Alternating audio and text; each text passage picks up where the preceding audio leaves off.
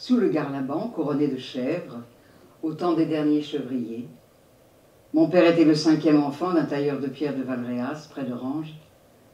À 20 ans, il sortit de l'école normale d'Aix-en-Provence et devint instituteur public.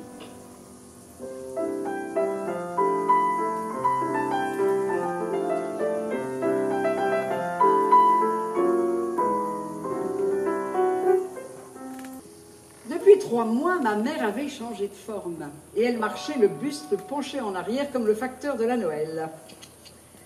Un soir, Paul, avec un air d'inquiétude, m'avait demandé « Mais qu'est-ce qu'elle a, notre Augustine, sous son tablier ?»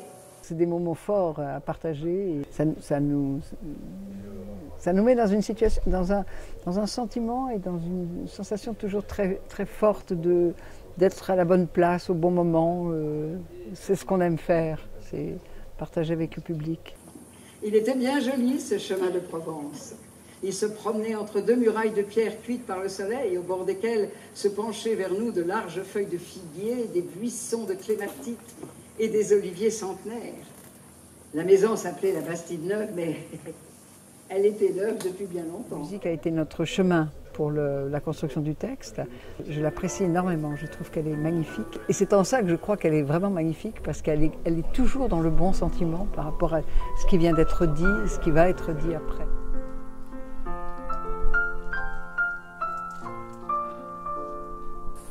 C'est pas possible, dit ma mère, ravie. C'est pourtant comme ça, dit Bouzigues. Nous avons coupé toute la boucle du chemin. Mon père avait tiré de son gousset sa montre d'argent. Nous venons de faire en 24 minutes un parcours qui nous prend d'habitude 2h45. Après avoir traversé sans problème les 3 propriétés, nous arrivâmes devant la porte noire, porte de l'inquiétude et de la liberté. La porte résista. Il dit soudain d'une voix blanche, on a mis une chaîne et un cadenas.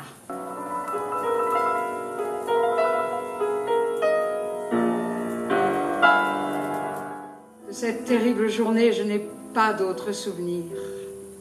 Comme si mes 15 ans avaient refusé d'admettre la force d'un chagrin qui... J'aime énormément cet auteur, qui est un auteur à la fois populaire et d'une finesse extraordinaire, d'une poésie, et qui parle de la terre, qui parle d'une région qui est complètement nourrie de cette région et de cette relation à la nature. Et d'abord, j'ai toujours aimé, et je pense qu'aujourd'hui, c'est presque encore un message important à délivrer, ne jamais perdre le rapport avec ce qui est nos racines. C'est quand je le vis à travers la haie, au-dessus des platanes lointains, que je reconnus l'affreux château, celui de la peur de ma mère.